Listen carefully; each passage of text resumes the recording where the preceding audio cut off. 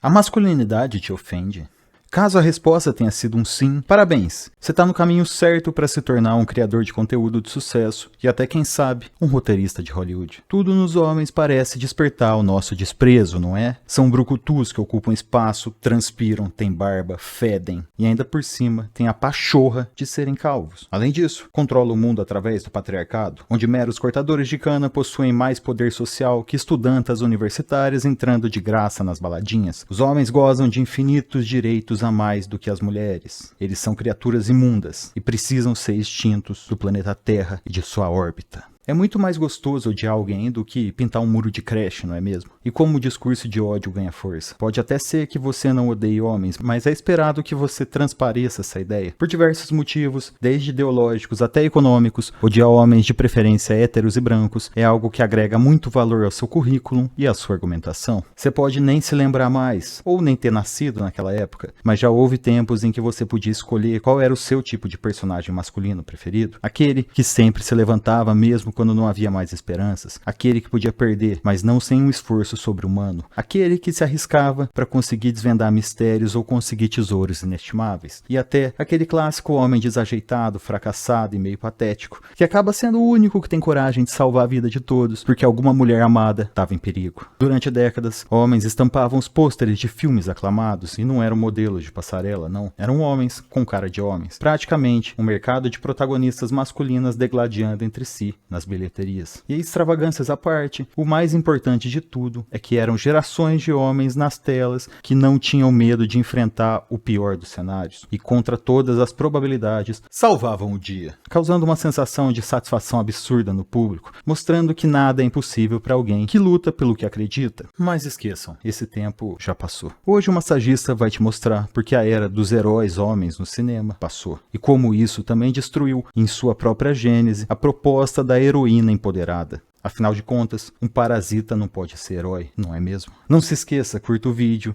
porque deu muito trabalho para fazer, e me dê a honra da sua inscrição. Acredite, a sua inscrição sempre me motiva. Os grandes artistas de filme de ação ou os antigos galãs ainda estão fazendo seu devido sucesso, mas em uma espécie de camada do cinema que é considerado um limbo. Filmes de ação como Os Mercenários, Velozes e Furiosos ou John Wick são ditas franquias nichadas, e grandes artistas que ainda atraem público, como Tom Hanks, Tom Cruise ou Brad Pitt, nunca são cotados para fazer um filme blockbuster hoje. Fazem filmes de um segmento alheio à cultura pop, como filmes do Scorsese, Tarantino, Irmãos Coen, etc. Estão inseridos em um limbo porque você não consegue caracterizá-los como nada especificamente. Vejam, por mais que sejam grandes artistas, seja por talento ou por atrair um grande público, eles não fazem parte daquele seleto grupinho de artistas que a mídia adora falar. O próprio Johnny Depp só virou notícia quando foi acusado de agressor, nem quando ele ganhou o processo da ex-esposa deram devida atenção. E não devemos esquecer que esse limbo está com seus dias contados, já que os artistas não vão ficar mais novos com o tempo, não é? O protagonista herói masculino, algo que foi a coluna central da maioria das histórias de aventura da humanidade, e com certeza o motor dos filmes de ação de Hollywood por mais de 100 anos, acabou em menos de uma década se tornando uma das mais baixas commodities do cinema. Quer fazer sucesso com seus patrocinadores e com a mídia? Anuncie um filme do Hamlet. Hamlet. O príncipe da Dinamarca, mas interpretado por uma mulher negra. Mas ouse opinar que talvez fosse mais coerente colocar um homem branco para fazer o mesmo papel. Vamos ser sinceros, a figura masculina não vende como a figura feminina. A verdade é essa. Homens estão fora de moda. Eles são peludos, ocupam espaço, são muito tóxicos, machistas, violentos, opressores e calvos. Há algo de podre no reino da Dinamarca. Então nada mais justo do que remodelá-los para um público mais moderno. Agora homens são tratados apenas como alívio cômico e um para-raio das frustrações alheias. Não acredita em mim? Que tal toda figura paterna em qualquer propaganda de televisão, série americana ou filme de grandes estúdios ser sempre tratado como a figura de um pateta, um palerma, um inapto, um cara que não sabe nem fritar um ovo sem explodir a cozinha? Vamos abrir essa discussão com um fator escancarado na Hollywood moderna, a eterna desconstrução do herói, ou o caso Chris Hemsworth. A desconstrução do herói não é um evento que ocorre necessariamente com as personagens masculinas, mas quando ocorre, podemos ver que a sua masculinidade é usada para ridicularizá-la em seus próprios filmes. Além disso, as releituras invertem os papéis entre o masculino e o feminino, mas enquanto enaltecem herói e mulher empoderada, ainda caracterizam o homem com estereótipos pejorativos, mesmo que seja completamente sem contexto. Chris Hemsworth é um ótimo exemplo disso, porque ele fez Thor e Caça-Fantasmas, filmes que desconstruíram suas personagens originais. Em Thor, o herói que era antes um príncipe responsável de Asgard se torna um dos seres mais poderosos do multiverso após realizar incontáveis sacrifícios e acaba por se abnegar de suas responsabilidades e perdeu seu reino para uma ex-namorada e seus poderes para outra ex-namorada. Além do enredo, sua figura foi se transformando cada vez menos na imagem de um homem viking beberrão e brigão para um modelo da Calvin Klein engraçadinho e tonto. Thor foi se tornando cada vez mais colorido, falante, cheio de piadinhas e até mais sexualizado, perdendo as características masculinas próprias de um guerreiro de Asgard. Em Caça-Fantasmas, ele faz o secretário Kevin, no lugar da secretária Janine. O filme trocou os caça-fantasmas homens por mulheres e a secretária por um secretário, mas manteve mais ou menos a personalidade de cada um, de uma maneira meio tosca, mas manteve. Porém, enquanto a Janine no filme original era mostrada como uma mulher eficiente, inteligente e meio tímida ou modesta, Chris Hemsworth fez o papel do idiota gostoso e inútil. O cara não sabia fazer absolutamente nada no filme. Teria sido escolhido apenas por ser bonito e para as meninas tirarem uma casquinha dele eventualmente. Mas nós temos outros exemplos. Senhor dos Anéis com a troca das características das personagens. Galadriel guerreira, Gandalf incapaz, Sauron apaixonado, Frodo e Sam versão mulheres. Em Jurassic World o geneticista na realidade teria roubado os planos de uma mulher muito mais brilhante que ele e que ninguém nunca tinha ouvido falar antes. Strange World que trata o pai como incapaz traumatizado. Você percebe que existe uma tentativa de redução daquilo que faz um homem ser um homem. E sim, meus caros, existem fatores que fazem um homem ser um homem. Existe uma longa linhagem de livros e histórias de milhares de anos, onde podemos perceber características de personagens masculinas consagradas. E é justamente o segundo fator da ruína do herói masculino, a emasculação do homem. Ou o caso Mark Ruffalo. Sim, além da sua desconstrução, de um tempo pra cá, a figura do homem foi perdendo valor em si e foi se transformando cada vez menos masculina para algo mais andrógeno. O homem forte, calado, metódico, implacável foi substituído pelo homem andrógeno, falante, depressivo e sensível. Hoje o homem não pode mais ser um homem. Nós temos que ser cachorrinhos domesticados. Nossa figura mais gutural é considerada ofensiva,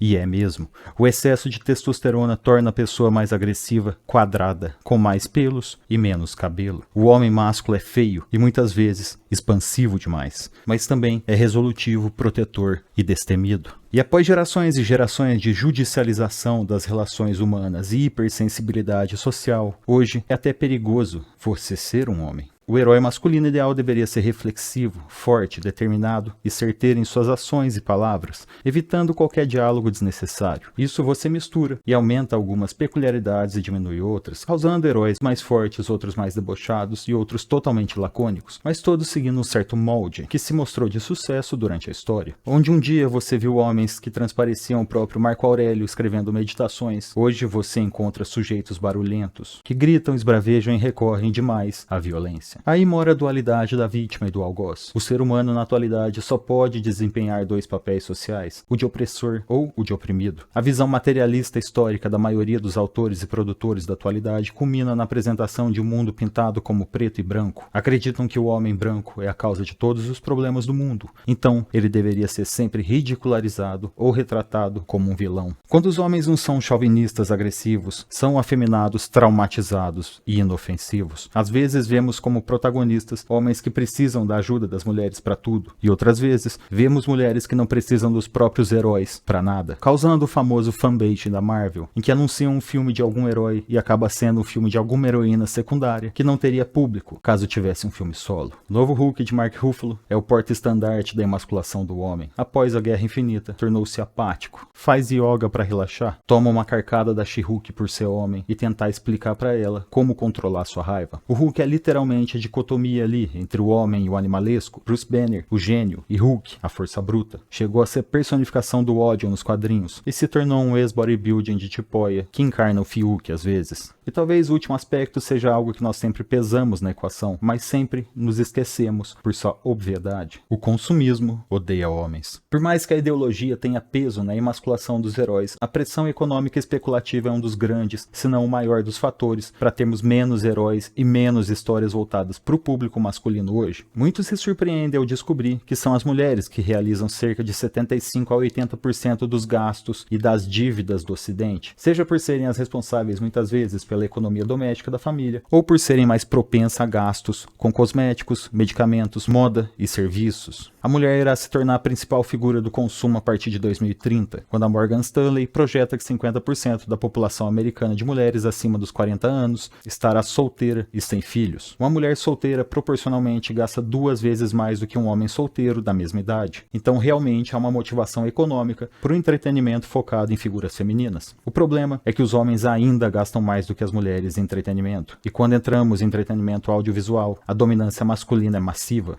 Então com certeza esse mercado especulativo iria encontrar resistência na audiência atual, assim como encontrou. A realidade é muito mais real do que a especulação. E pô, eu entendo que precisa de mais heroína, até por uma questão mercadológica, mas será que dá pra não destruir o que já foi feito aqui, por favor? Alguns dos heróis mais icônicos do cinema, que já foram cada um o próprio arquétipo do personagem em si, foram reformadas para versões mais adequadas pro público moderno. 007, o arquétipo do Womanizer, aquele cara que tem cara de mulherengo e é totalmente irresistível mesmo assim, um lorde da etiqueta e um guerreiro durante o combate. A martini, shaken, not stirred.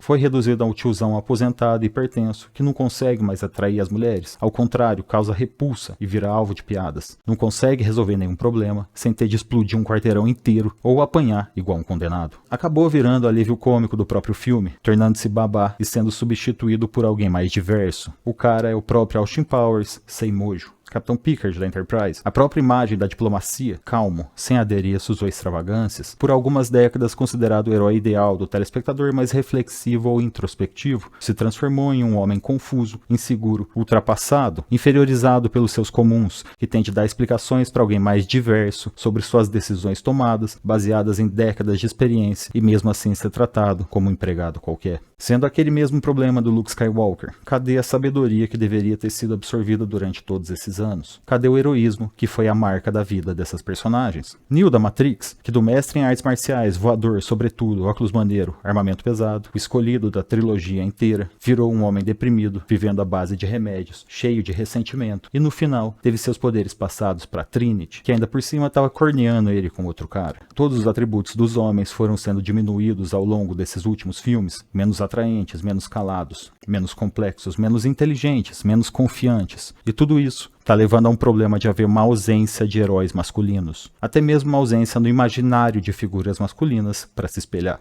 Fica claro a necessidade que o mercado real tem de uma figura masculina forte quando nós vemos o sucesso de John Wick, Top Gun Maverick, Velozes e Furiosos ou qualquer outro filme de ação básico que não inventa moda. E mesmo que exista uma pressão especulativa para um mercado mais feminino, a realidade vem mostrando há alguns anos já que a audiência vem sendo cada vez mais desapontada com os grandes lançamentos. Você tem um contexto de construção de valor de mercado para chegar até onde estamos, eu sei. Um dia alguém percebeu que se você trocasse os homens por mulheres era uma maneira de publicidade gratuita e ainda por cima a crítica adorava. Mas algo que era uma maneira de driblar críticas negativas e fazer uma propaganda orgânica com um fanbase básico acaba virando cobrança de um determinado público muito barulhento. E essa cobrança aumenta cada vez mais, chegando ao ponto que você realmente tem que usar uma mulher negra para ser o rei da Dinamarca em alguma releitura do Hamlet. Hamlet, Hamlet, Hamlet, Hamlet, Hamlet, Hamlet, Hamlet. E a simples proposição de que um homem branco deveria interpretar o rei da Dinamarca acaba por causar ojeriza em algumas pessoas, a menos que seja um rei desconstruído ou ridicularizado. Esse público barulhento odeia a figura masculina em si, odeia que Hollywood tenha sido construída por atores que transpareciam essa figura de machos, odeia toda essa ideia de que um homem pode ser tão bacana quanto uma mulher, abraça qualquer piada ou estereótipo que denigra a imagem masculina e repele qualquer tipo de ameaça ao papel da mulher empoderada. Mesmo que seja pro bem da história, nenhum artifício narrativo motivo pode abalar as heroínas empoderadas. Mas vejam como esse ódio aos homens acabou por destruir uma das obras mais icônicas do cinema. Star Wars está em frangalhos porque não existem mais mestres, heróis ou mentores. Rey é uma releitura de Luke, que não pode ter pai ou mãe porque ela não precisa de ninguém para ensinar nada para ela. Ela mesma encontra os droids, sem nenhum treinamento, ela derrota soldados imperiais experientes, ela rouba Millennium Falcon e dirige melhor do que Han Solo, sem nunca ter entrado nela antes. Rey não precisa de um mestre que venha buscá-la, ela vai atrás do mestre, mas é claro que antes de receber qualquer tipo de treinamento, ela tem que derrotar Kylo Ren em um duelo Jedi. Ela não precisa que Luke Skywalker a treine, já que ela o derrotou em sua própria arte. Rey não pode ter nenhuma figura superior a ela para não arranhar o estereótipo da mulher empoderada. E todos os antigos mestres devem ser humilhados para que ninguém pense que eles possam ser mais poderosos do que ela. Todos os homens de Star Wars viraram R2-D2 ou C3POs e por consequência todas as mulheres perderam seus méritos, porque elas não parecem grandes heroínas, parecem cuidadoras de um jardim de infância ou de um hospital psiquiátrico. É muito fácil ser fodão quando seu inimigo tem 78 anos de idade e um nível avançado de Alzheimer.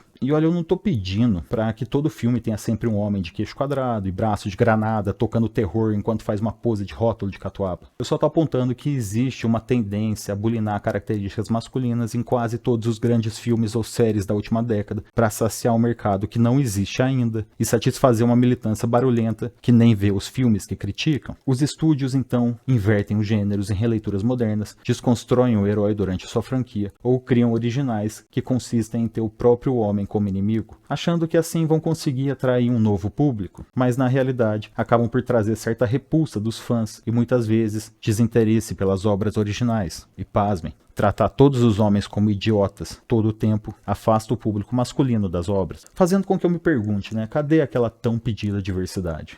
Ah, e claro, também sabemos que existem vocês que amam pedir perdão por ser homem antes de pedir uma foto das tetinhas, não é mesmo?